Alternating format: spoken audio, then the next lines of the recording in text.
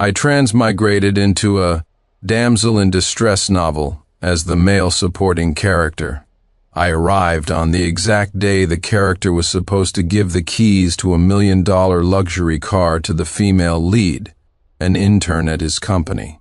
Instead, she threw the car keys right back at my face. Mr. Hawthorne, don't think that just because you're giving me a luxury car, I'll fall all over myself with gratitude. My family may be poor, but I will not accept your charity. Don't even think you can humiliate me like this, and another thing, please stop harassing me during work hours. I will never like you. Rows of comments scrolled across my vision. WTF, so what if he's rich? If you're going to give a gift, can't you do it privately? Why does he have to humiliate our Willow baby in public? This supporting character is so malicious. Just because he has a few dirty bucks, he's been hounding the female lead for years. Exactly, if it weren't for him, the main couple would have gotten together ages ago. He deserves it when the main couple joins forces to bankrupt him and destroy his family in the end. Reading the comments, I let out a mocking smile. Without a moment's hesitation, I pocketed the car keys. Since you feel I'm humiliating you, I'll just take this back.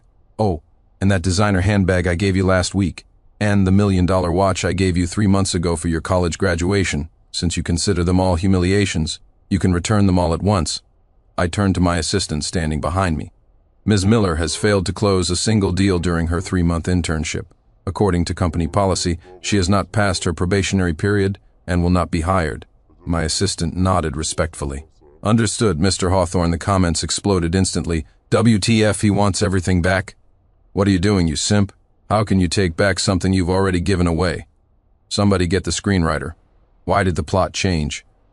My girlfriend was 5 years my junior. She was a student at S University. I covered all her expenses, yet she was getting cozy with a male student she was sponsoring with my money. When I found out, I immediately froze her cards, canceled the contracts with her father's company.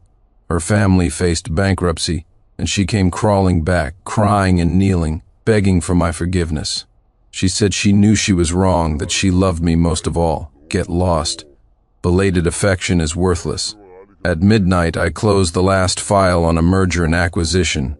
Outside the window, the city was a brilliant tapestry of lights. Just then, my phone screen lit up. A message from Vivian Ashwood popped up.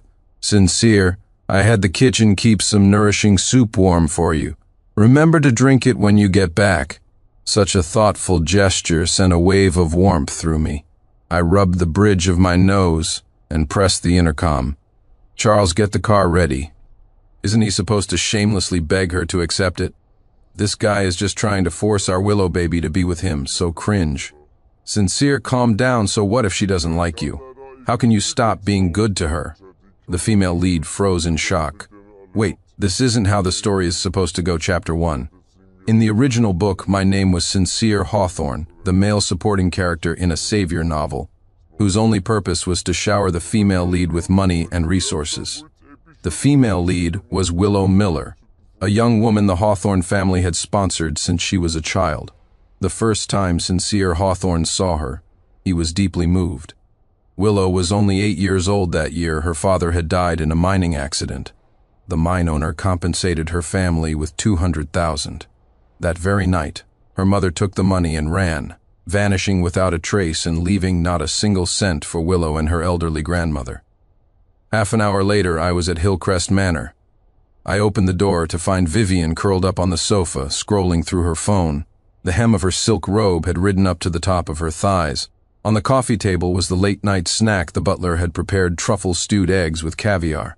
Beside it sat a newly delivered, limited-edition Hermes handbag, the satin ribbon on the box still untouched. Hearing me, she padded over barefoot to take my suit jacket, a fresh, clean scent wafting from her, as if she'd just stepped out of the shower. Sincere, you're back. Vivian kissed my cheek. The SA at Hermes said that Crocodile Birkin came in. There are only 3 in the world, and I undid my cufflinks as I walked toward the bedroom. If you like it, order it. You're the best, Sincere. She leaned in and kissed my cheek again. Oh, by the way, about that startup project from my underclassman Ethan Miller. I read his business plan, and it's really brilliant. From then on, Willow had to juggle school with collecting scrap just to take care of her grandmother. Life was incredibly difficult. Sometimes they didn't even have enough to eat. At 8 years old, Willow was so sallow and scrawny she looked closer to 6. When Sincere's mother learned of their situation, she immediately decided to sponsor her. For all these years, the Hawthorne family paid for every single one of their expenses.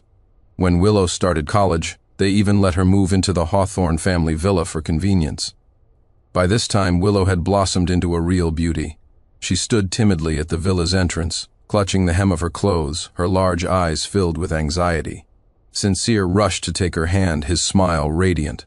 "Willow, don't be nervous. From now on, just think of this as your own home." Over time, Sincere's initial pity for her slowly transformed into love. Every time Sincere gave Willow a gift, she would first sternly refuse. Sincere, thinking she saw money as dirt, wasn't annoyed in the slightest. In fact, he was delighted. Only after Sincere's repeated pleading would Willow reluctantly accept. As soon as she graduated from college, Sincere arranged for her to intern at his family's company. Willow made a promise. The day she could stand on her own 2 feet, she would marry him. Sincere was ecstatic. He promoted her step by step until she became the vice president of the Hawthorne Group.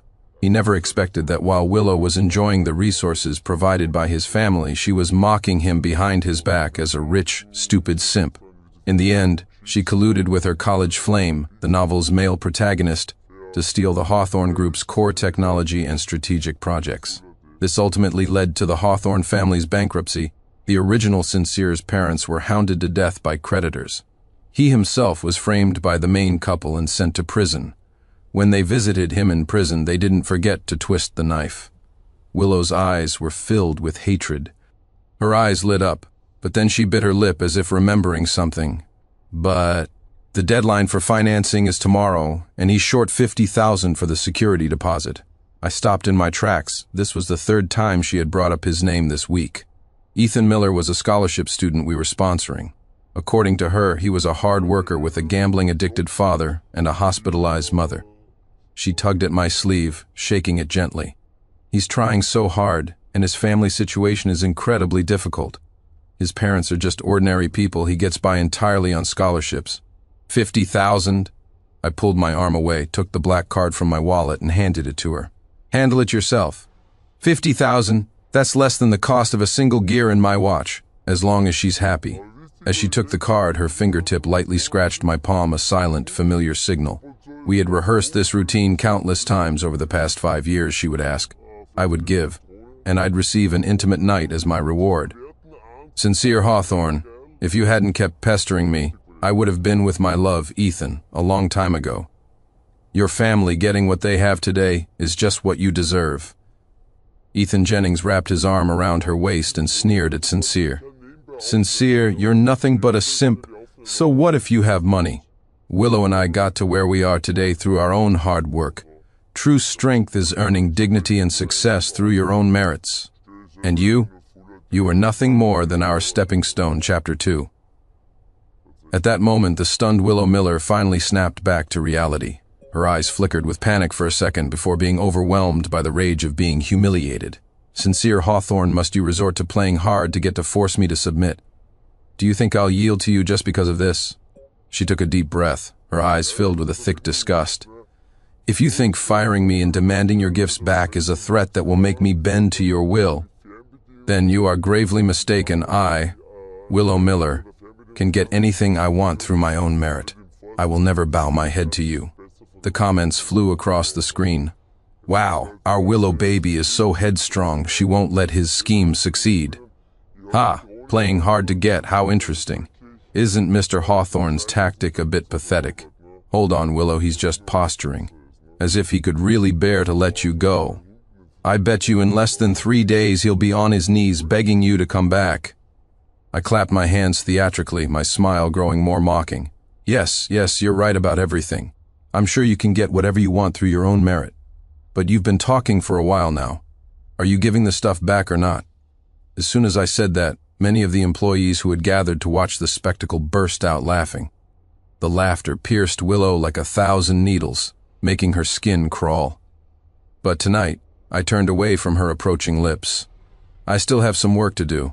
You go shower first. "Oh, okay," she gave me a hug and skipped happily toward the bathroom. Soon the sound of running water filled the air. I stood before her vanity. Dozens of lipsticks were scattered across the crystal-encrusted surface, each tube bearing a custom gilded logo of her name. Suddenly I noticed a flyer for a university startup competition tucked underneath everything. In the winner's photo, a handsome young man in a cheap suit was smiling shyly at the camera. It was Ethan Miller. What was strange was the lower right corner of the photo, where someone had drawn a small heart in lipstick. I picked up the flyer. The back was printed with the contestant's contact information. Next to a QR code for his social media was a line of elegant handwriting, "Go, Ethan, your big sis." The sound of the shower stopped abruptly. A moment later, Vivian emerged, wrapped in a sheer negligee. Her cheeks flushed crimson, and her body trembled slightly with humiliation and anger. "You..." She repeated "you" several times but couldn't form a complete sentence. The comments scrolled furiously. "Damn, Mr. Hawthorne is twisting the knife. She's talking about dignity and principles, and all you care about is getting the gifts back?" Pfft, I'm sorry, this part made me laugh. Mr. Hawthorne is terrifyingly clear-headed. "Willow, I'm defending my dignity, Sincere. Cut the crap and give me back my stuff. It's over. It's over." I think Mr. Hawthorne is serious this time. He really doesn't seem to care about her feelings at all. "Willow, baby, don't panic. This cringe guy is just trying to embarrass you and force you to submit. Exactly, even if you give it back, won't he come crawling back to you with it in 3 days?" Under the weight of this massive public humiliation, Willow finally clenched her jaw and painfully handed over all the recent gifts I had given her. She stared daggers at me, her eyes blazing with fury. "Sincere, Hawthorne, are you really going to fire me? I'm telling you, if you beg me to stay now, it's not too late otherwise. Even if you get on your knees and beg me later, I will never come back to your company." Her words shocked everyone around us. The Hawthorne Group was the leading corporation in Newport City. Countless people would kill for a position here, and she was a fresh graduate from a no-name university. Who gave her this audacity? If Mr. Hawthorne hadn't personally arranged it, she wouldn't have even qualified for an interview. Besides, not closing a single deal in 3 months? The nerve of this woman. Thank God Mr. Hawthorne has finally come to his senses. Otherwise, she would have driven him crazy eventually. I raised an eyebrow at her, my eyes filled with mockery. "Don't let the door hit you on the way out." Willow stared blankly at me for a good 10 seconds before finally clenching her teeth and walking away decisively. "Sincere, Hawthorne, I'll make you regret this, ha? Regret?" She threw her arms around my neck and whispered, "Sincere, the luckiest thing that ever happened to me was meeting you." A long, passionate night began. I rarely visited Vivian's university, but today was an exception. The Hawthorne Group had a partnership program with S University, and as a member of the Board of Trustees, I was invited to attend an entrepreneurial forum at the business school. On stage, a professor in a sharp suit was speaking eloquently, but my gaze was fixed on a figure in the guest section, Vivian. She was wearing a beige suit from Chanel's latest collection, her long hair and soft curls. She held a pen, writing intently in a notebook. Intently! I narrowed my eyes. Leaning forward slightly, I tried to see what she was writing. Her notebook was tilted just enough for me to get a clear view of the dense script. "Ethan, you were amazing at the forum today. Your project is definitely going to be a success. I believe in you. Same place tonight? Let's see who makes whom regret. Does she really think I'm the same old simp? She's nothing but an ungrateful brat. You can never let someone like that get powerful. That would be digging your own grave." Chapter 3. After Willow left, I immediately had my assistant investigate the current situation of Ascend Corp. Ascend Corp was the startup founded by the male protagonist Ethan Jennings. It was still in its infancy. To be safe, it was best to strangle it in the cradle. On second thought, I also called the bank and froze my supplementary credit card. Whenever Willow was upset, she had a habit of taking her friends on a shopping spree. After our public falling out today, she was bound to go on a revenge shopping binge to make me bleed money. As if I'd let her use my card again. I headed home for lunch. As soon as I got in the car, the chauffeur, Robert Bob Lee, didn't start the engine. I frowned. "Bob, what are you waiting for?" Bob looked at me just as confused. "Sir, young master Miss Miller isn't down yet. Aren't you going to wait for her?" "Uncle Lee," I said impatiently. "Are you my driver or are you Willow Miller's driver?" Bob chuckled nervously. "Young master, what are you saying? Of course I'm your driver." "Then drive." I leaned back in my seat and slowly closed my eyes. From now on, you don't need to wait for her ever again. Yes, young master. Bob glanced at me in the rearview mirror for a second, looking like he wanted to say something but thought better of it. He skillfully started the car. The car moved smoothly out of the corporate parking garage and merged onto the main road. Chapter 4. On Newport City's most glamorous shopping street, the moment Willow met up with her friends, they knew something was wrong. These were her friends from college. Willow was always generous, swiping her card without a second thought, which naturally made her the center of their little circle. They sidled up to her, grinning. A faint smile played on her lips as her fingertips gently caressed the page, as if stroking something precious. My expression remained impassive as I lifted my coffee and took a sip. Bitter.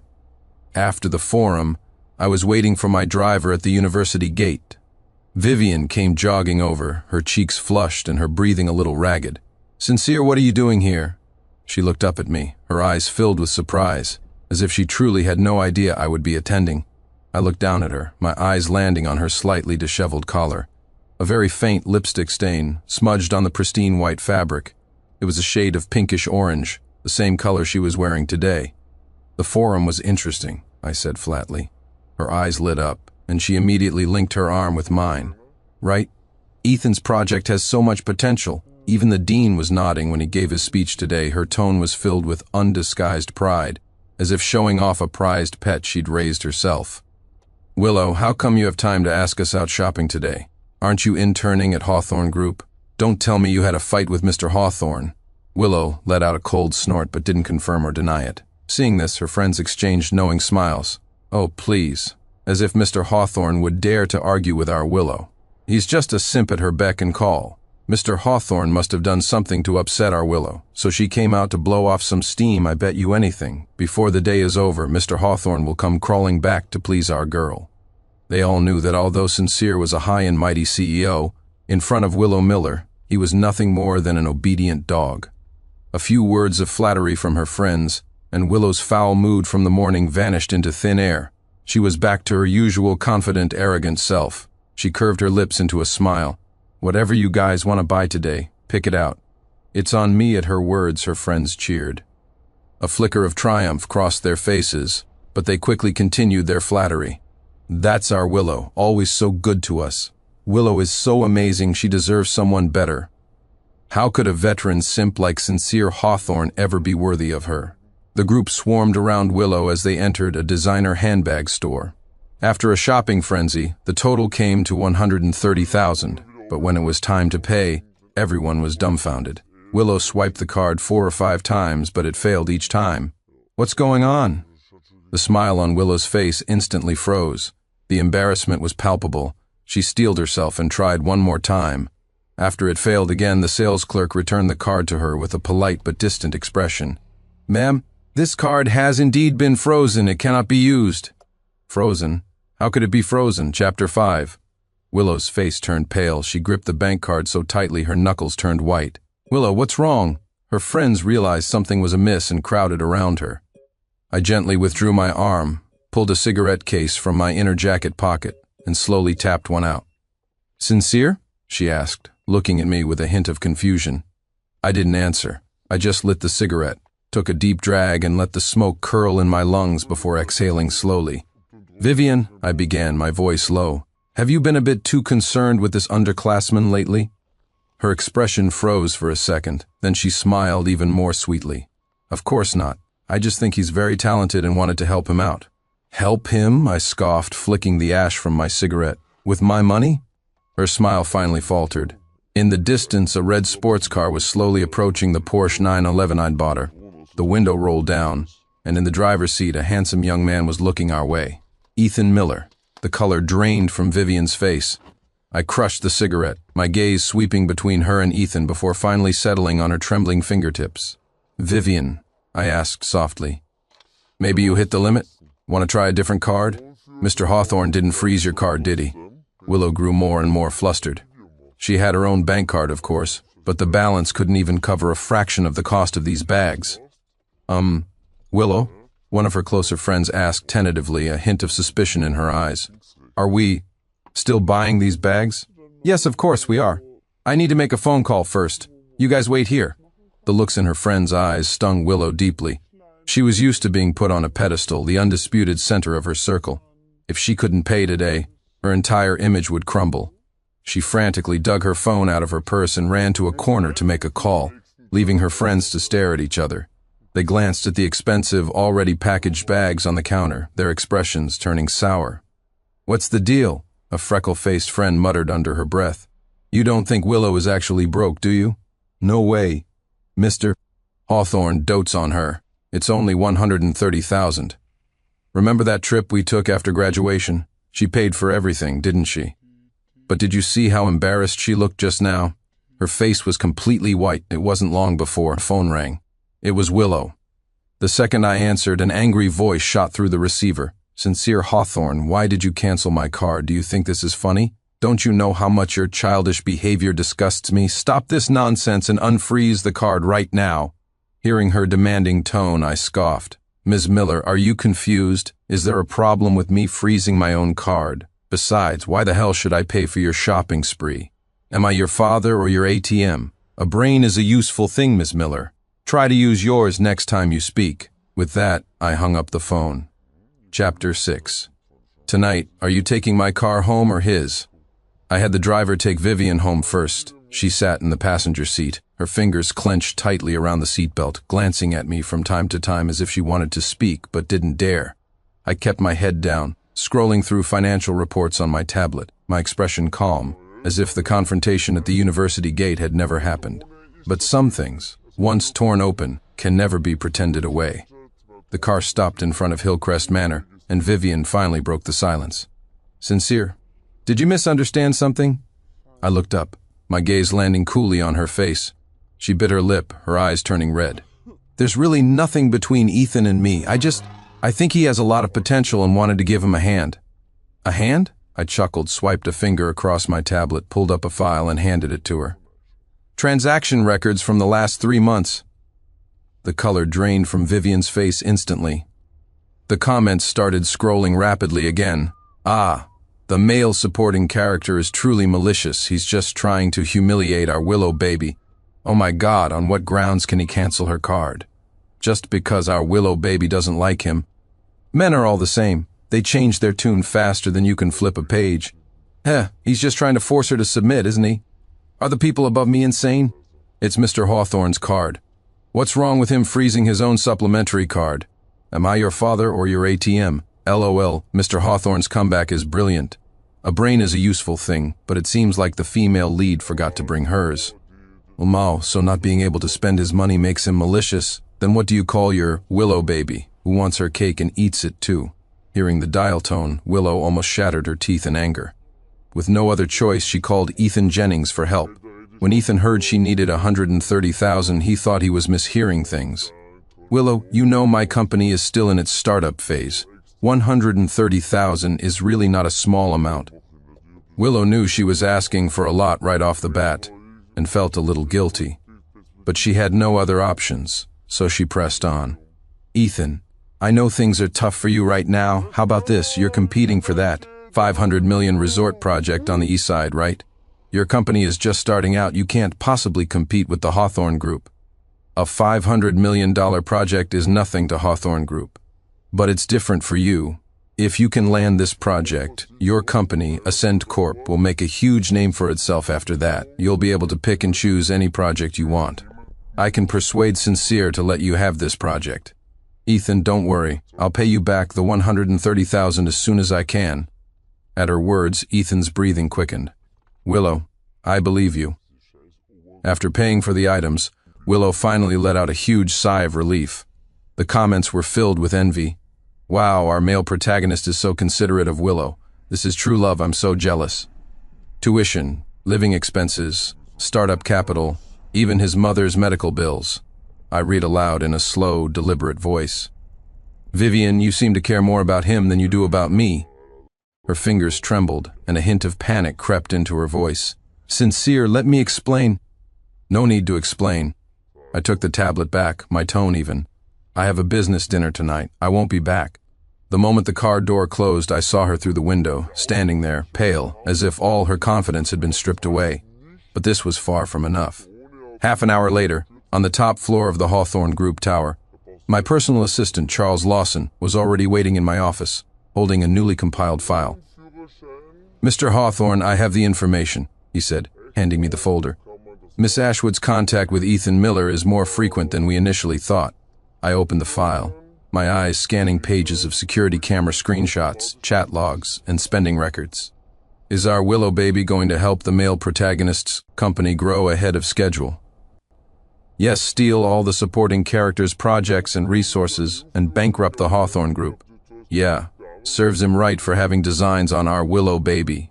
"Hey, persuade Sincere to give up the project? Where does she get this confidence? She's going to get her face slapped so hard." Chapter 7. I had just returned to the villa after a business dinner that evening when the housekeeper, Brenda Webb, walked towards me with a reproachful look on her face.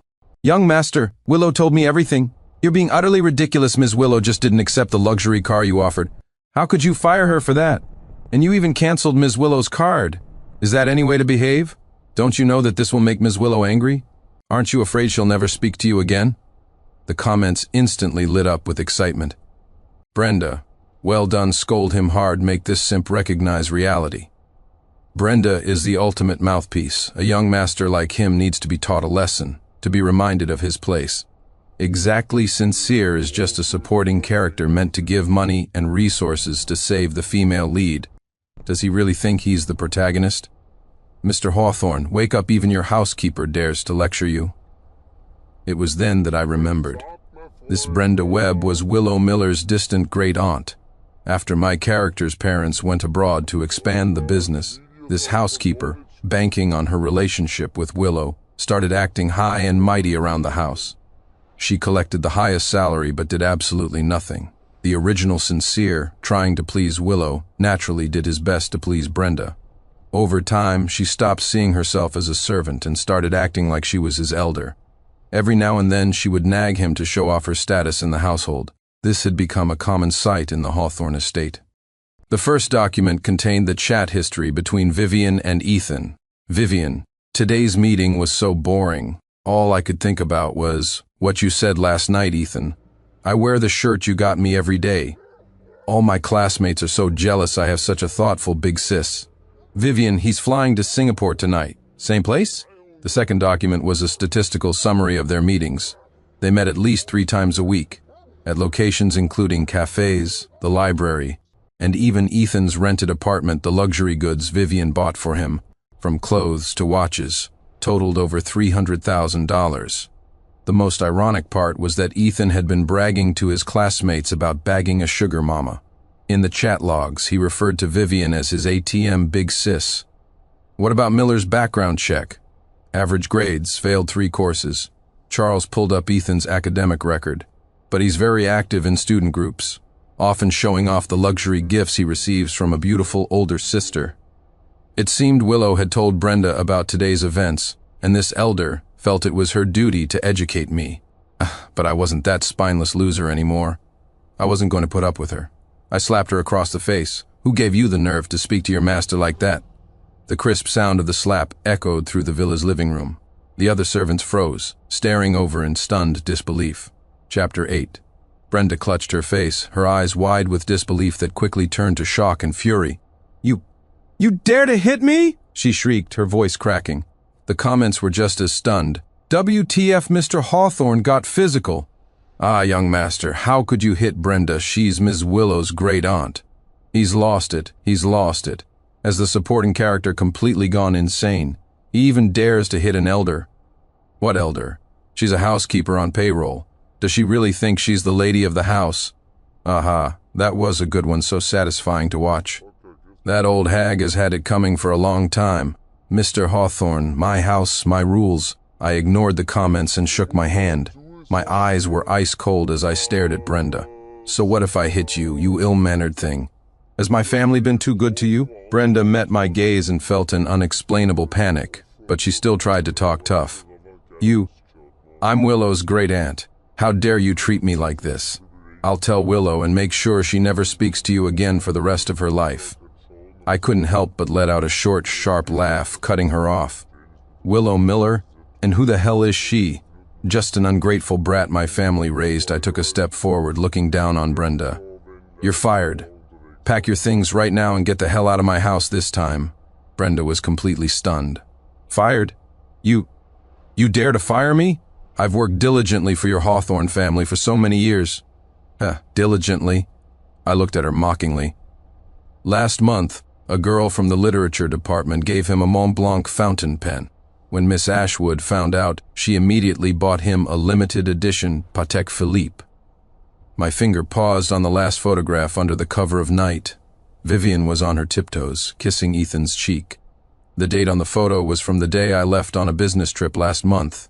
Notify the finance department. Freeze all supplementary cards under Vivian Ashwood's name. My voice was terrifyingly calm. And prepare a complete financial audit and a legal assessment report. Mr. Hawthorne, are you planning to, since she enjoys playing this charity game so much, I said, turning back to my desk, then let's have her experience what it truly means to lose everything. Charles asked in a low voice. How should we proceed? I leaned back slowly in my chair. We're going to slowly, methodically ruin them. The prey is more interesting when you slowly corner it. The next day, at the S University Incubation Center. You mean collecting the highest salary while doing no work and daring to lecture your master? Is that it? Brenda was speechless, her face turning beet red. Her mouth moved, but she couldn't find a single word to refute me. I turned to Mr. Fulton, the butler. Mr. Fulton, get this person out of here immediately. I'd like to see who dares touch my Aunt Willow Miller walked in with a frown, her eyes dark and angry. Seeing her great niece arrive, Brenda looked as if she had finally found her savior. Her eyes immediately reddened, and she put on a pitiful expression. Willow, you're finally back. I only said a few words on your behalf. Not only did the young master slap me, but now he wants to throw me out. You have to stand up for me, Chapter 9. Hearing this, Willow became even more furious. Sincere Hawthorne, how long are you going to keep this up? You not only fired me and canceled my card, but now you want to fire my aunt? Don't you know that your spoiled rich boy tantrums can cause a hard-working person to lose their job? That it can rob an ordinary family of their livelihood? You're a high and mighty young master.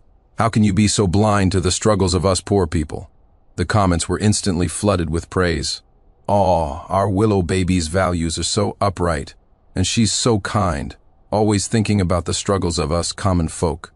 A heartless capitalist like Sincere Hawthorne. What does he know about human suffering? Firing Brenda is cutting off her lifeline. That's just too cruel. Go Willow, you can't be nice to a simp. WTF, is she starting with the moral blackmail again? Mr. Hawthorne, shut her down. I couldn't help but laugh at her ridiculous logic in the comments. Seeing me smile without saying anything, Willow thought I was taking her words to heart and continued. Good, it seems the young master realizes his own problems. How about this, you give my aunt a $50,000 gift as a formal apology and we'll call it even. I stood at the end of the hall watching Ethan Miller in the conference room, excitedly explaining his startup project. The few investors sitting in the audience were all people I had arranged. His PowerPoint was flashy, but the content was hollow, with several data points clearly fabricated. But Vivian sat in the front row, looking up at him with eyes full of adoration. I walked slowly into the conference room. Every eye in the room instantly turned to me. Ethan's presentation came to an abrupt halt, his face stiffening. Vivian shot to her feet, her voice trembling slightly.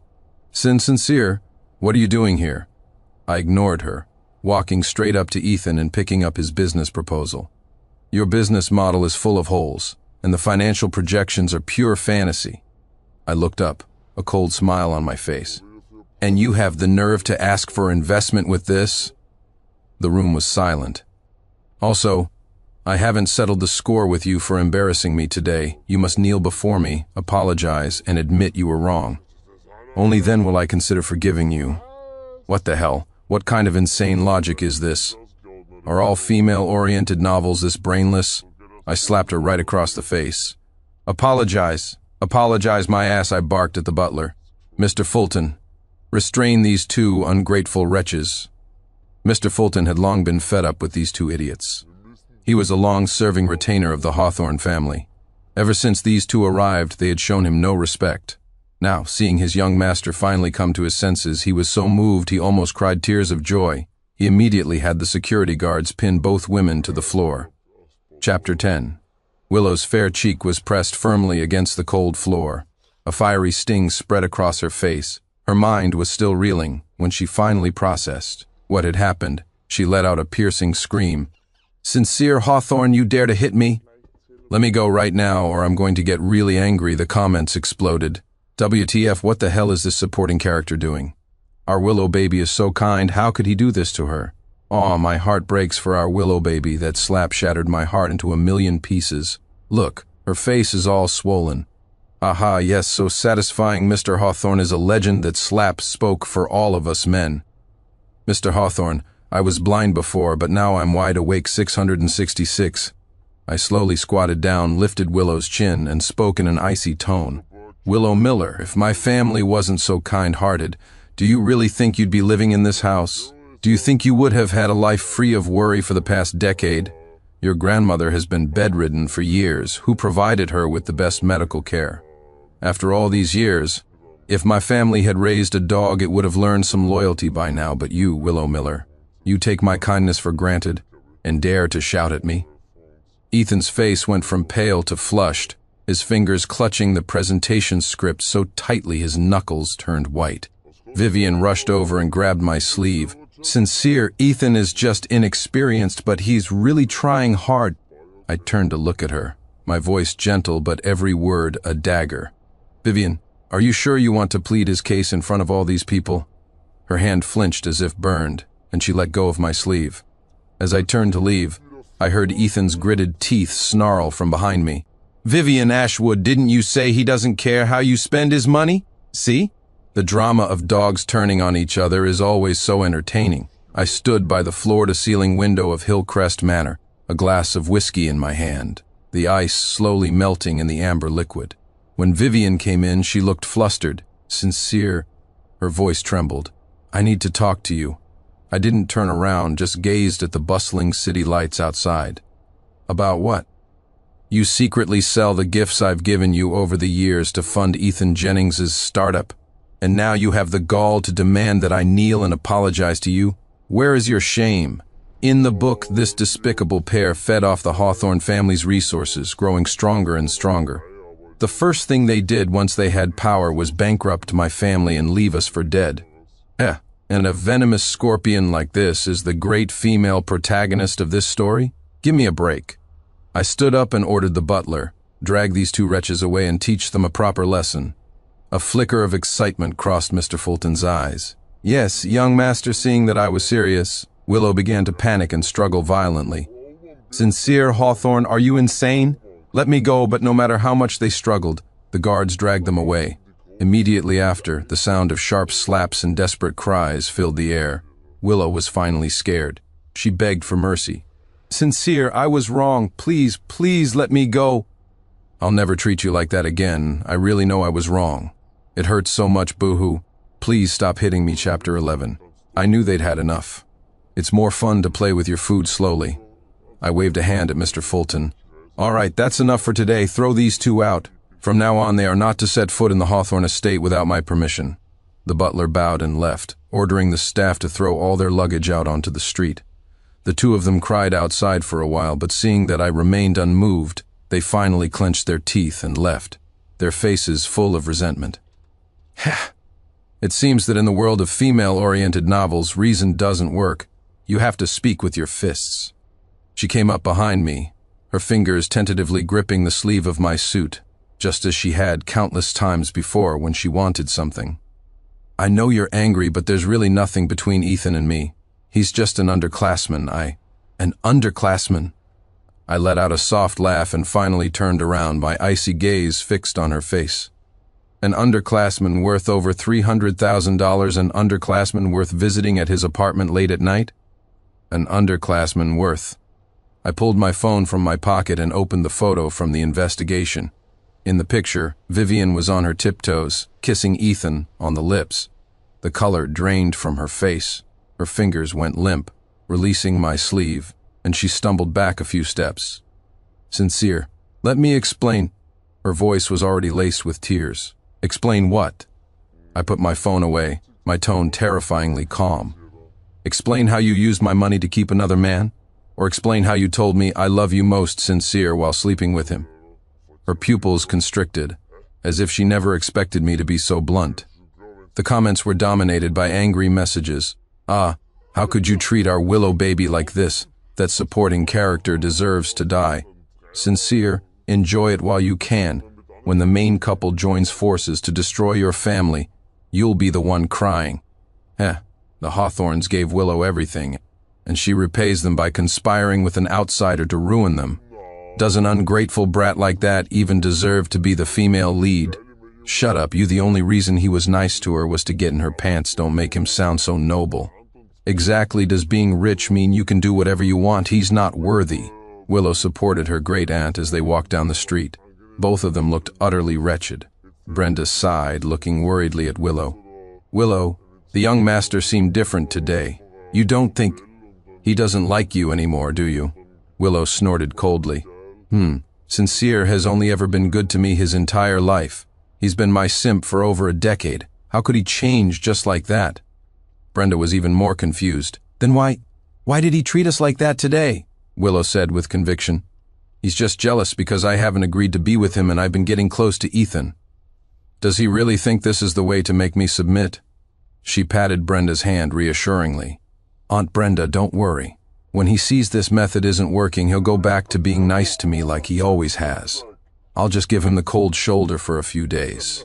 I guarantee he'll be begging me to come back within 3 days. You just rest up at home for a few days, and I'll arrange for you to come back to the Hawthorn house then. Hearing Willow's confidence, Brenda gradually relaxed. She felt the stinging pain on her cheek and added angrily, Willow, when he comes begging you to go back, you have to play hard to get. Don't agree so easily. You have to teach him a good lesson. We can't have taken this beating for nothing. Willow smiled, full of confidence. Don't worry, Aunt Brenda. When the time comes, I'll make that simp Sincere Hawthorn compensate you handsomely. Chapter 12. In the original novel, after the Hawthorn family went bankrupt, the original Sincere was framed and sent to prison, where he eventually died of stomach cancer. I made a point to go to the hospital for a full physical. Fortunately, my body was in good health. The doctor told me that as long as I maintained a regular diet, my stomach would be fine. I breathed a huge sigh of relief.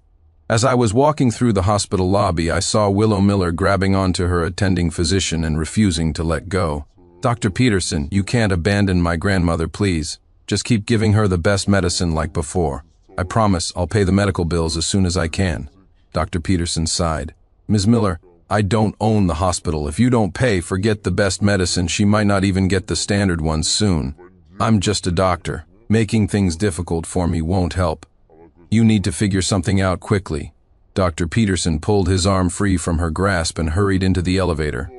Willow squatted on the floor, her eyes turning red. No, Sincere, Vivian said desperately. I swear I never slept with him. And this, she pointed at the photo. I wasn't thinking straight that day. I'd had a little to drink. But it was just one kiss. She sobbed. I regretted it immediately. Apart from that one time, nothing else happened. You're so powerful you can check. There was really nothing else between us. I was wrong. I just got used to the flattery and the attention. I've always loved you, and I feel terrible about this. The investigation had, in fact, found no evidence that she had slept with Ethan. But so what? Is emotional betrayal not still betrayal? I advanced on her slowly until her back was against the cold wall, with nowhere to retreat. Vivian Ashwood. I leaned in, my voice a cold whisper by her ear. Do you know what I hate most? She trembled, too scared to answer. Betrayal. I didn't. Sincere, you can check. Emotional betrayal is still betrayal, I roared. Vivian froze, choking on her sobs. She took a deep breath, pulled out her phone, and started dialing. I was about to ignore her and walk out when my own phone suddenly rang.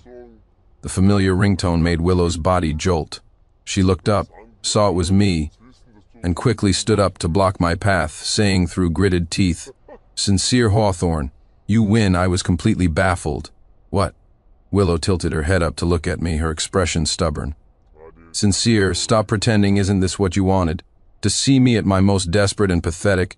You just wanted to push me into a corner and force me to submit, didn't you? Well, you won. You did it. Are you satisfied now? Then she held out her hand to me, as if it was the most natural thing in the world. "Give it to me." I frowned deeply, unable to follow her train of thought. "Give you what?" She stared at me, her eyes full of mockery. "The bank card, of course.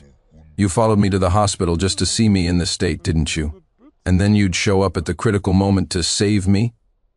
Sincere Hawthorne, I know exactly what kind of person you are. Stop the act and just give me the card, chapter 13. Her words didn't just shock me, they shocked the viewers of the live comments too. WTF, what's going on? Wasn't Mr. Hawthorne here for a checkup? Hey, the female lead is right. It looks like a checkup, but he was really here to laugh at her. The supporting character is so cringe. Did the person above not see the story? Mr. Hawthorne had no idea she was at the hospital, okay? The logic in these female-oriented novels is astounding, demanding money so brazenly my entire family is shocked. Mr. Hawthorne, I'm just passing by after my checkup, and she's invented a whole drama in her head? I looked at Willow's smug expression, so certain that she had seen through my plan. I couldn't hold it in any longer and burst out laughing. The sound of my laughter made the self-satisfied look on her face freeze instantly.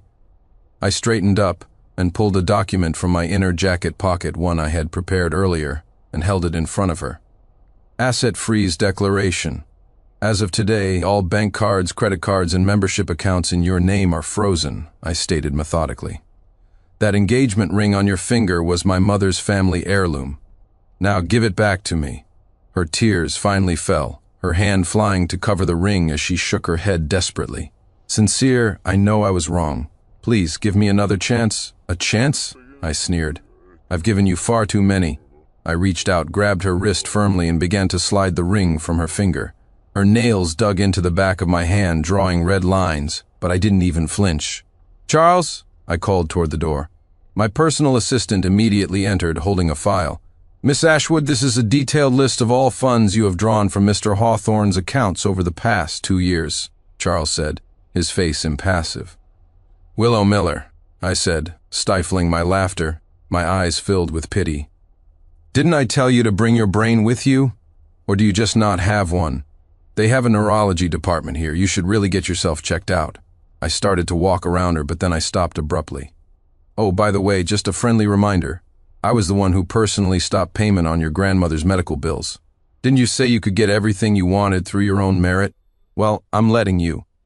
As for making you submit, I scanned her up and down, my tone contemptuous. What exactly do you think you have now that would make me want anything from you?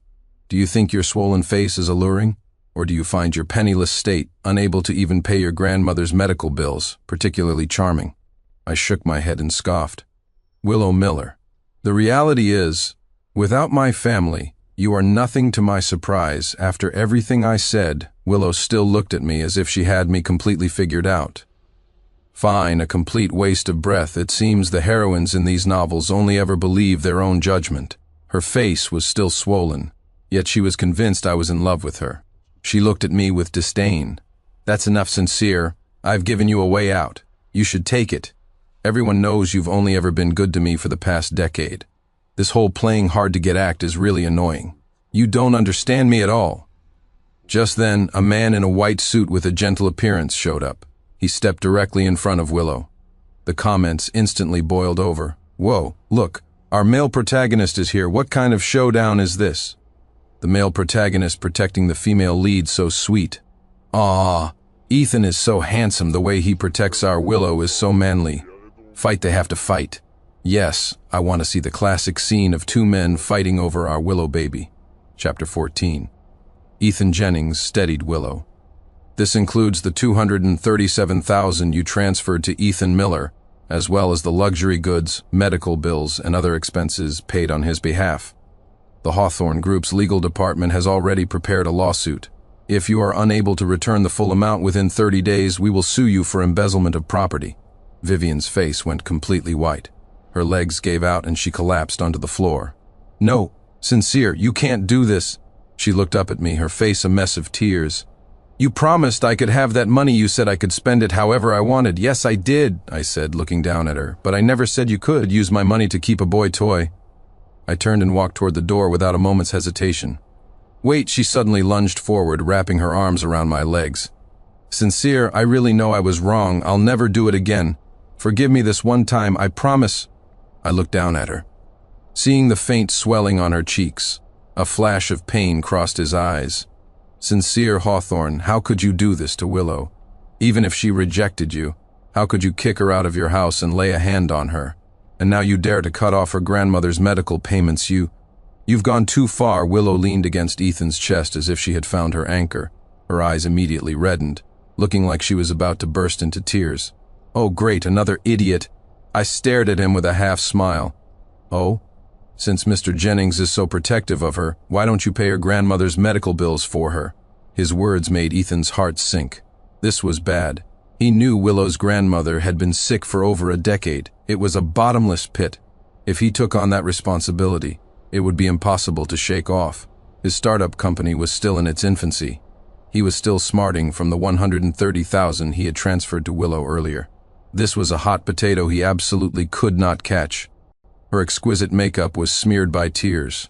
Her expensive dress wrinkled and pooled on the floor. The woman who was once as proud as a peacock now looked as pathetic as a stray dog. Vivian Ashwood, I slowly crouched down, grabbing her chin and forcing her to look at me. Remember this day, because from this moment on you are bankrupt. 3 days later, on the S University campus forum, an anonymous post exploded. Finance department's goddess, Vivian Ashwood, exposed, cheating on billionaire fiancé, scammed him out of over $300,000. The post detailed their chat logs, intimate photos, and the bank transfers from Vivian to Ethan. Public opinion erupted. Vivian's social media accounts were unearthed, and the comment sections were flooded. She acts so high and mighty. Turns out she's just a gold digger. LMAO. The sugar daddy found out he was raising an ungrateful snake and kicked her to the curb. Heard she was thrown out of the mansion. Now she can't even afford tuition. Ethan didn't fare any better. His eyes darted around and his tone immediately weakened. That's a completely different matter. Sincere. You've been the one taking care of Willow and her grandmother all these years.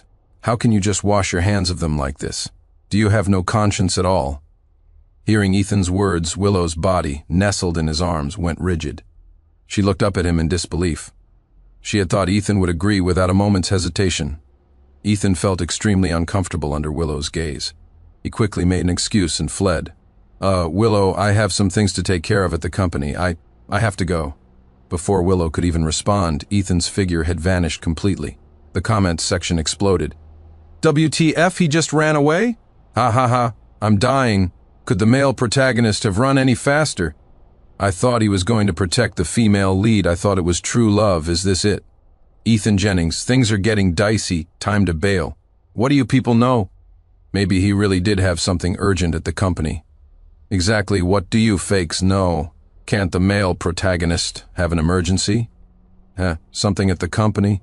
Could that excuse be any lamer? Willow was completely stunned. I couldn't be bothered to argue with her any longer. While she was still in a daze, I turned and walked away. Chapter 15. Over the next period, I began to systematically target Ethan Jennings's startup. The Hawthorne Group was the leading corporation in Newport City. His company, Ascend Corp., had just gotten off the ground. For me to deal with him was like a giant squashing an ant. Not only did I snatch the East Side Resort project from him, but I also intercepted every other project his company was pursuing. Ascend Corp was suddenly facing a life-or-death crisis.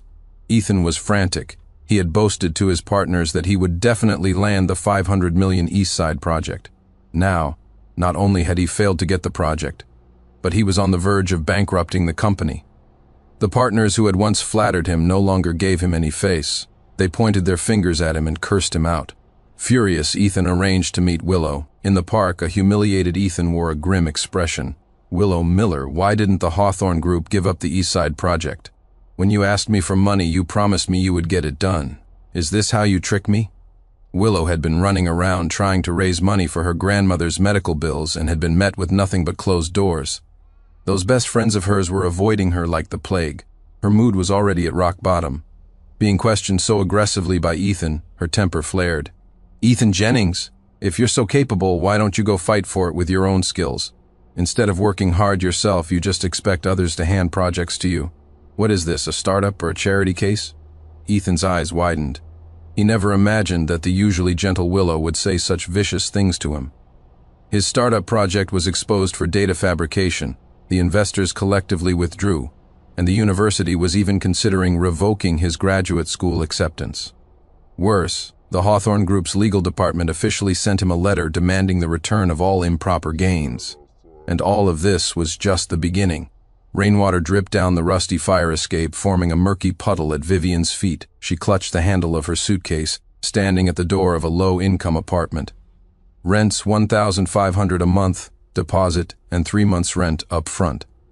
The landlord chewed on a piece of tobacco, spittle landing on the peeling doorframe.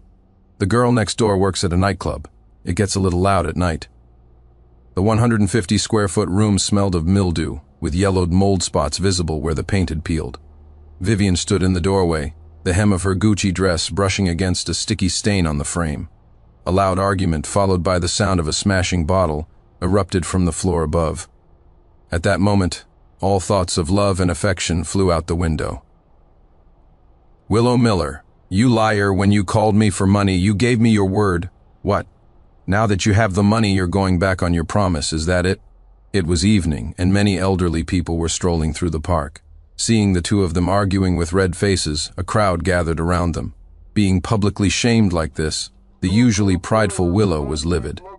"Ethan Jennings, get your facts straight. Who gave you the initial $2 million to start your company? If I hadn't sold off the gifts Sincere gave me over the years, could you have come up with a single penny? If it weren't for me, with your parents from the middle of nowhere, who knows where you'd be waiting tables right now? And you have the nerve to shout at me?" Chapter 16. Ethan's eyes instantly turned red. "Willow Miller, you bitch! You dare to look down on my parents?" "At least my parents are alive and well. What about you? You jinxed your father to death, your mother ran off with another man, and now your grandmother is about to be jinxed by you too. You're a disaster, and you say that $2 million was yours. Do you really think you're some rich heiress? You're just a poor student, sponsored by the Hawthorne family. Now that they won't sponsor you anymore, aren't you the one calling me for money? Where do you get the right to look down on my parents?" Willow gritted her teeth so hard she wanted to lunge forward and bite him. "Ah, Ethan Jennings, I thought you were a kind person, but it turns out you're even more malicious. I must have been blind to have rejected Sincere all this time for a scumbag like you. I'm only just realizing now that compared to Sincere, you're not even worthy of polishing his shoes." What they didn't know was that a bystander had been live streaming their argument on the internet. "It was my assistant who told me to tune in. The stream was going viral." The noise made Vivian frown. "This place is awful. Can you go any lower on the price? Take it or leave it." The landlord turned to go. "If you don't want it, there's a line of people waiting to see it." "Wait, don't go." Vivian called him back. She mechanically pulled out the last of her cash. When the rusty security door slammed shut behind her, Vivian buried her face in her hands and wept. She didn't want to go back home. Her father would kill her. She deeply regretted her foolishness. She wanted Sincere's forgiveness. At least living here she was closer to his home. Maybe if Sincere saw how miserable I am, he'd soften and forgive me. After all, he used to dote on me so much. A light rain began to fall. Vivian stood in front of the Hawthorne Group headquarters, soaked to the bone, her long hair plastered to her pale face. She had lost her high heels somewhere along the way. Her stockings were torn and soaked, and her expensive dress clung to her body like a wrinkled rag. Watching these two tear each other apart was indescribably satisfying. The comments were completely dumbfounded. "WTF, what is happening? The main couple is stabbing each other with words? This is the love story you were all shipping? Ha ha ha, I'm dying. This is way better than those idol dramas, real exciting. Mr. Hawthorne, was this all part of your plan? A true hidden master, I love it. Mr. Hawthorne, I'm just here for the drama, don't mind me," their argument continued. Ethan, red-faced and furious, pointed at Willow and yelled, "What do you think you are, enjoying Sincere's material support while hitting on me? You're just a two-faced hypocrite who wants to have her cake and eat it too. Stop pretending to be so pure and innocent." "Ah, Ethan Jennings, I'm going to kill you," and then they actually started fighting. The elderly onlookers rushed to break them up, and someone even called the police. Chapter 17. That night, when I returned to the Hawthorne villa, I saw Willow standing under a streetlight not far away, her gaze fixed on me. She hesitated for a moment before walking towards me. Only then did I get a clear look at her bruised and swollen face. Sincere, she said, cautiously trying to reach for my arm, but my bodyguards blocked her. The plot had already deviated so severely. It was only prudent to have personal security with me at all times. I glanced at her coldly. "Is there something you need, Ms. Miller?" Willow was silent for a few seconds before speaking. I understand now. I was just confused before. Don't worry, nothing happened between me and Ethan Jennings. I'm clean." I frowned. "What are you trying to say?" She looked at me with a resentful expression, bit her lip, and continued. "Sincere, I've thought it through. I see my own heart clearly now. I'm not completely without feelings for you." She seemed to muster all her courage and looked at me with determination. "Sincere, I know you still like me. Let's start over, okay?" A security guard stood by the entrance holding an umbrella, his eyes showing a flicker of pity but mostly indifference. "Miss Ashwood, you should go home." The guard sighed. "Mr. Hawthorne said he won't see you." She looked up, rainwater streaming down her lashes like tears. "Please, just let me see him." Her voice was hoarse, her fingers digging into the pavement. "Just for 5 minutes. No, 3 minutes will do." The guard shook his head. "Mr. Hawthorne has an important meeting today. Please don't make my job difficult." Inside the building's glass doors, a few employees were stealing glances and whispering. "Is that Vivian Ashwood? Wasn't she so glamorous before? Serves her right using Mr. Hawthorne's money to keep a boy toy. Now that she's been dumped, she's back playing the victim. I heard they even took back her apartment. She's living in a slum now." Vivian heard their piercing comments and wished the ground would swallow her whole. She had never been so humiliated. "This time I'll never leave you again." Heh, so she wants me to be her savior again?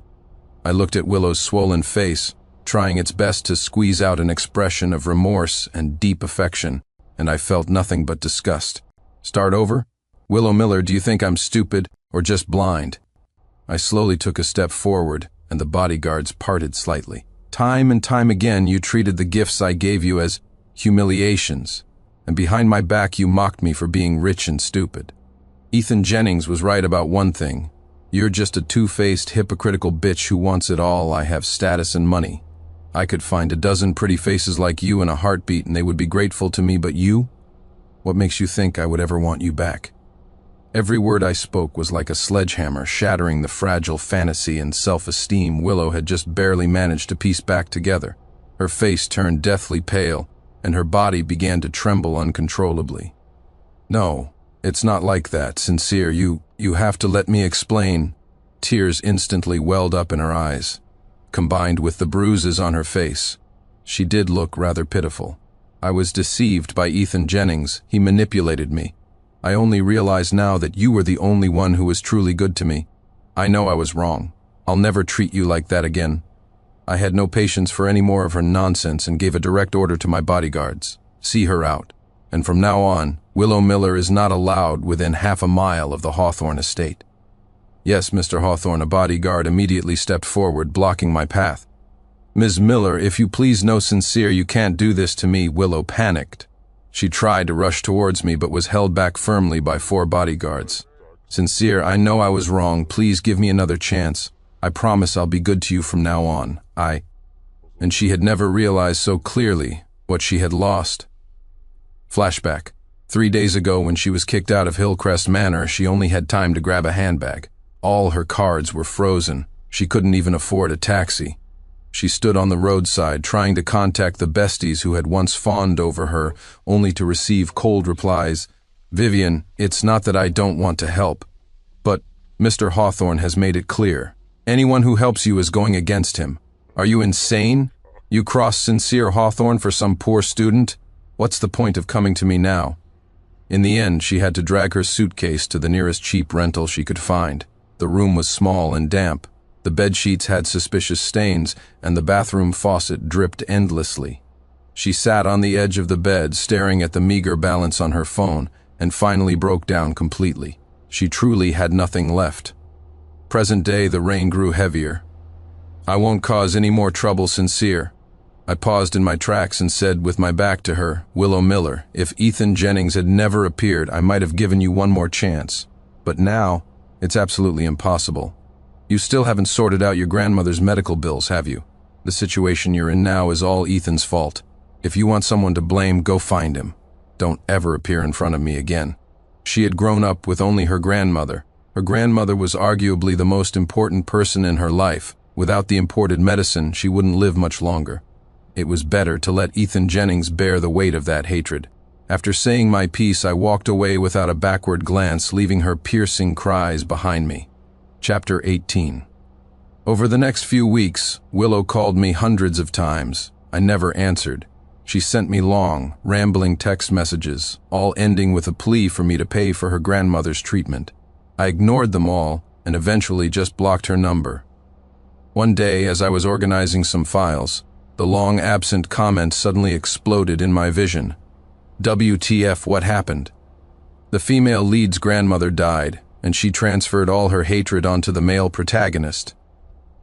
She's lost her mind. She stabbed the male protagonist 13 times. Oh my God, did this savior novel with a happy ending just turn into a crime novel with a bad ending? The main couple is dead and in jail. This plot twist is insane. I really didn't see that coming. Mr. Hawthorne became the biggest winner, turning from a supporting character into the true protagonist. Brilliant, absolutely brilliant. The savior novel modifier, Mr. Hawthorne. He's just so damn cool. Goodbye to this stupid plot, I attended Willow's sentencing. When she saw me, she burst into tears, her eyes filled with regret. A small smile played on my lips. But what did any of this have to do with me? Vivian's legs were numb, but she stood there stubbornly, as if it were her last hope. Finally, a black Maybach glided into the building's underground parking garage. The window was half open, and she caught a glimpse of Sincere's profile, cold, indifferent, not even sparing her a single glance. Sincere. She shot to her feet and staggered after the car, but the security guard blocked her way. Sincere, let me explain, she screamed, her voice raw. I really know I was wrong, just give me one more chance.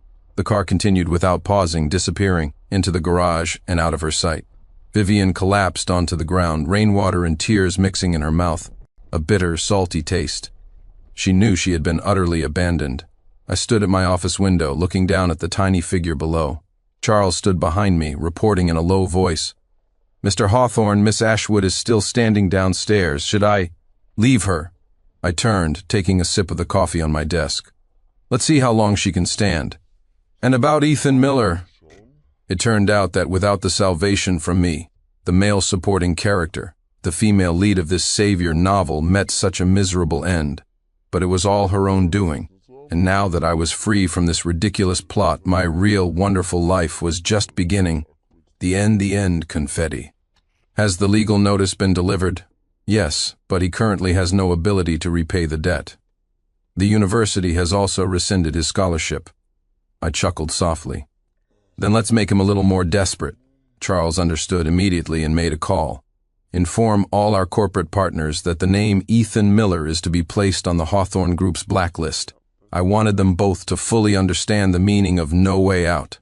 The morning rush hour subway was packed like a can of sardines.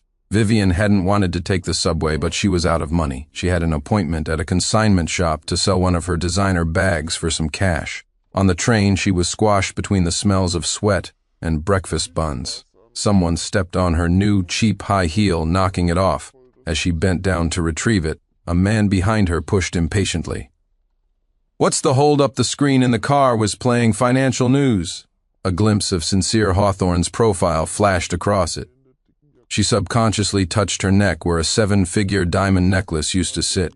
Now there was only a faint tan line. This is from the new collection, 5,800. The sales associate at the Dior boutique gently pushed away Vivian's hand as she tried to touch a dress. Would Miss Ashwood like to try it on? Her eyes scanned the pilled cuffs of Vivian's sweater. I'm not here to buy, Vivian said awkwardly. I have an appointment for second-hand consignment. Oh, I see, the associate pointed. The buyback counter is over there. A familiar mocking laugh came from behind her. Her former friend Isabel Richardson was clinging to her new boyfriend's arm, deliberately raising her voice. They let just anyone into these stores now. You'd think she'd look in a mirror first. Vivian didn't want to argue and hurried away. Isabel said to the new intern, That's the one who got dumped by Mr. Hawthorne. I heard she used his family's money to keep a boy toy. I have no idea why you even let her in under the authentication light at the consignment shop. The owner pointed to a tiny crack on the edge of Vivian's Birkin bag. "There's a flaw here. 800 max." The owner put the bag back on the counter. "Besides, it's last year's model. Everyone's carrying the Chanel 22 now." She nodded helplessly. Finally, she walked out of the store clutching a wad of crumpled bills. "You have the nerve to come home?" Her father, Walter Ashwood, smashed a teacup at her feet. "This whole family was counting on you to marry into the Hawthorne family. And look what happened now, even my building materials orders have been canceled." Her mother, Eleanor Ashwood, stuffed a few bills into her hand. "Your cousin needs a sales assistant at her boutique. Go for an interview tomorrow." She paused, then added, "And don't tell them you're an Ashwood." Late at night, suggestive sounds echoed from the other side of the thin partition wall of her shared apartment. Vivian applied a cheap drugstore face mask, the harsh fragrance making her eyes water. Her phone suddenly lit up. A message from Ethan Miller flashed on the lock screen. "Vivian, I can't take it anymore. Sincere Hawthorne is trying to destroy us." She turned off the screen. The neon lights from outside filtered through the grimy curtains, casting a fragmented shadow on the face that had once captivated the city's wealthiest bachelors. A crowd had gathered in front of the announcement board at S University. Ethan pushed through, his eyes fixed on the newly posted scholarship list. National scholarship, his name wasn't on it. "How is this possible?" he muttered, his fists clenched so tight they turned white. Students around him whispered, occasionally glancing his way with undisguised contempt. "Did you hear? His startup project was all fake data. All the investors pulled out.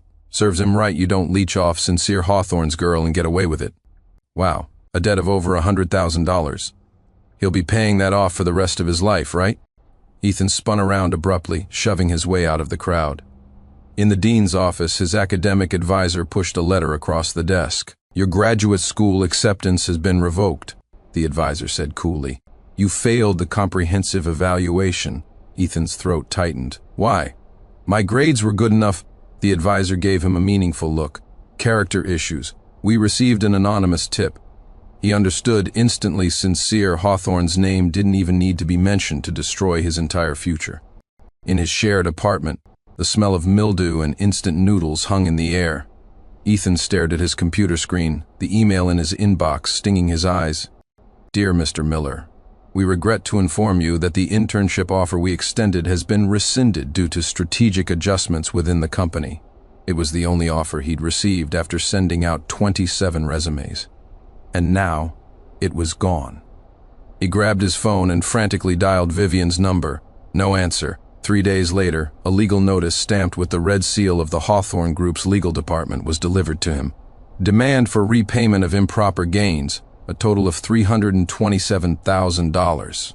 Ethan's hands began to shake. He could never earn that much money in his entire life. Late that night, Ethan cornered Vivian outside her apartment building. She looked even more haggard than the last time they'd met. Her once perfect makeup was gone, and her clothes were obviously cheap. "Where's the money?" Ethan grabbed her wrist, his voice raw. "Hawthorne is demanding over 300 grand from me." "Are you trying to get me killed?" Vivian yanked her arm away, her eyes filled with disgust. "Get lost, I can barely survive myself. If you hadn't seduced me, giving me money, would I be in this mess?" Ethan's face was twisted with rage. "Go beg Sincere Hawthorne. You slept with him for years, didn't you?" A sharp slap landed across his face. "You ruined me," Vivian screamed hysterically. "You were the one who wanted all the luxury crap. You were the one who said all those disgusting things. Don't you dare play the victim." Now Ethan wiped a smear of blood from his lip and suddenly laughed. "Vivian Ashwood, you think you're so clean? Who was the one sending me late-night texts? Who said Sincere Hawthorne didn't understand you?" He took a step closer. "If I'm going down, you're coming with me at the consignment shop." The owner examined the watch Ethan had brought in. "A Patek Philippe? This has to be fake," the owner sneered. "I'll give you 300 for it. This watch is worth over $200,000, Ethan yelled, losing control. "Take it or leave it." The owner tossed the watch back. The Hawthorne Group put the word out. "Who would dare buy anything from you?" Ethan froze, a cold dread washing over him. Late that night, in his tiny, shared room, Ethan sat on his bed, staring at the business plan taped to the wall, what was once his dream. Now, it was covered in black holes from cigarette burns. His phone screen lit up with a text from an unknown number, Mr. Miller, regarding the reimbursement for your mother's surgery. An audit has revealed evidence of insurance fraud. The case has been turned over to the authorities. His hand began to tremble violently. With a final desperate cry, he hurled the phone against the wall. Hawthorne? He stared at the shattered screen on the floor, his expression shifting from despair to madness. You really want to push me to the edge, don't you? Starbucks, morning rush hour. There were coffee stains under Vivian's fingernails, and the cuffs of her cheap uniform were yellowed with milk stains. A burn mark scarred her wrist, a souvenir from spilling a hot Americano last week. Venti caramel macchiato. A man in a business suit tapped impatiently on the counter. Can you hurry it up? I'm in a rush. Right away, sir, she mumbled, keeping her head down. The espresso machine roared to life, steam hitting her red, swollen hands. The pain brought tears to her eyes. She mechanically sealed the cup. As she looked up to hand it over, her gaze drifted through the window and suddenly froze. The sun was shining brightly in front of the Cartier jewelry store. She saw Sincere, dressed in a perfectly tailored black suit, standing by the entrance. And beside him stood a tall woman with a sharp bob, a designer beige suit, and a discreetly expensive watch on her wrist. The store manager was personally escorting them out, his smile deferential. Mr. Hawthorne, Miss Sinclair, the ring has been adjusted to your specifications. An assistant took the beautifully wrapped bag. Sincere turned his head slightly and said something to the woman beside him. She laughed, her expression radiating a confidence and poise Vivian had never possessed. They stood together, looking like they were born to stand side by side. The coffee cup slipped from Vivian's hand. Crash, scalding coffee splashed onto her pants and shoes, ceramic shards scattering across the floor. What is wrong with you? The customer roared. Do you have any idea how much this suit costs? The manager rushed over and grabbed her arm. Vivian, this is the third time this week. If you don't want to work here, then get out. But she couldn't hear him. Her eyes were locked on the scene outside. Sincere's gaze swept past the coffee shop, across the spot where she stood, without a hint of recognition, as if she were just another part of the scenery. He didn't even recognize her. A black Rolls-Royce Phantom pulled up silently to the curb. The chauffeur respectfully opened the door. Sincere placed a guiding hand on the smallest companion's back as they gracefully entered the car. The sunlight glinted off the polished exterior, so bright it hurt Vivian's eyes. What are you crying for? The manager shoved her. Clean this mess up, then go to HR and collect your final paycheck. You're fired. Tears mixed with spilled coffee, creating a dirty stain on the front of her cheap uniform. She finally completely understood the difference between the clouds and the mud. She couldn't accept it. She decided to make one last, desperate gamble. If she couldn't be his wife, she'd settle for being his mistress or even his servant. That night a storm raged outside Hillcrest Manor. Rain streamed from the ends of Vivian's hair. She was soaked to the bone, standing outside the villa's wrought iron gate, her fingers gripping the bars. The light from the security booth illuminated her pale face. Her once perfect makeup had been washed away, leaving behind dark circles under her eyes. Her lips were purple from the cold. Sincere, Sincere, she called out his name, her voice raw. I stood at the second-floor study window, coldly observing her pathetic state, like a stray cat caught in the rain, pitiful and pathetic. Charles walked over with an umbrella and asked in a low voice, Mr. Hawthorne, should I have her removed? I was silent for a moment, then turned and went downstairs. The moment the main gate opened, Vivian's eyes lit up. She stumbled inside, trembling as if grasping her last lifeline. Sincere, she knelt on the ground, looking up at me, tears and rain streaming down her face. I was wrong. I really know I was wrong. I looked down at her, not offering a hand, not saying a word. She shuffled forward on her knees and grabbed my pant leg, her voice choked with sobs. I shouldn't have lied to you. I shouldn't have seen Ethan. But I swear, I never loved him. I've always loved you. Her hands clutched my trousers as if trying to rip her heart out to show me. I don't need money or jewelry. I don't need anything. I just want to come back to you, to love you properly. Her hot tears fell onto my shoes. Please, just give me one more chance. I slowly crouched down, grabbing her chin and forcing her to look up. My reflection stared back from her pupils, cold, calm, without a ripple of emotion. Vivian, I let out a soft laugh. Is it really me you love? Her breath caught. You love the power of the Hawthorne Group, the title of Mrs. Hawthorne, the life of extravagant spending. My fingers tightened slightly. If I were the one going bankrupt today, would you still be kneeling here telling me you don't need anything? The color drained from her face. I would. Do you even believe the words coming out of your mouth? I let go and stood up, looking down at her. You can't even fool yourself. Sincere, please take me back. Even if I can't be your wife, I can be your mistress, your maid. I just want to be with you. I don't care about anything else. I can't live without you. Unfortunately for you, I can live very well without you. Get out, I said coldly, turning to leave. Don't make me say it again. She collapsed on the floor as if her soul had been ripped from her body.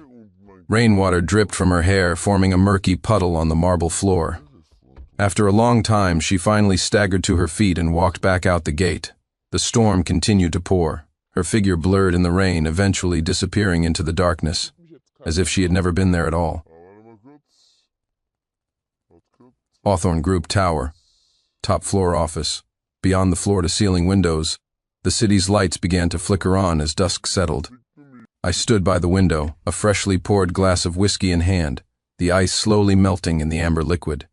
Charles knocked and entered, holding a few documents. Mr. Hawthorne, the situation with Ethan Miller has been resolved, he said, placing the files on my desk. The university expelled him for academic misconduct. Debt collection is underway, but he has no assets to his name, so it's unlikely he'll be able to repay it anytime soon. I glanced at the file.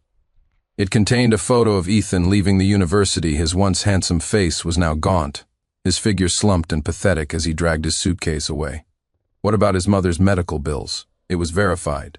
Certain procedures were indeed deemed excessive treatment. Charles adjusted his glasses. The hospital has refunded $150,000. The rest will be recovered in installments. I nodded, my gaze falling on another newspaper, a financial daily. Ashwood Building Materials capital chain snaps, multiple projects halted. The accompanying photo showed Vivian's father standing in front of an empty factory, his hair now mostly gray. The Ashwood family won't last the quarter, Charles stated calmly. The banks have already rejected their loan applications. I didn't say anything, just turned the page. In the corner of the news section, inconspicuous human interest story. Former socialite photographed working in coffee shop. Glory days are over. The photo showed Vivian in a Starbucks uniform, her hair messily tied back, head down as she wiped up a coffee spill. It was a blurry photo, but you could still see the dark circles under her eyes and her rough skin. The diamond earrings once worth $1 million had been replaced by a $10 pair of plastic studs from a street vendor. I folded the newspaper and tossed it into the trash. Outside, a helicopter bearing the Hawthorne Group logo flew across the sky. On my desk was the proposal for my latest project, a $3 billion investment in new energy development in Southeast Asia. Beside it was a proposal for a charity called the Firefly Project, aimed at sponsoring the education of young girls in impoverished mountain regions. The tip of my pen paused on the paper for a moment as I looked out the window. The city was as prosperous as ever, with its endless traffic and glittering lights, but some people and some things were now completely in the past. Notify the foundation. I signed my name, the strokes as sharp as a knife.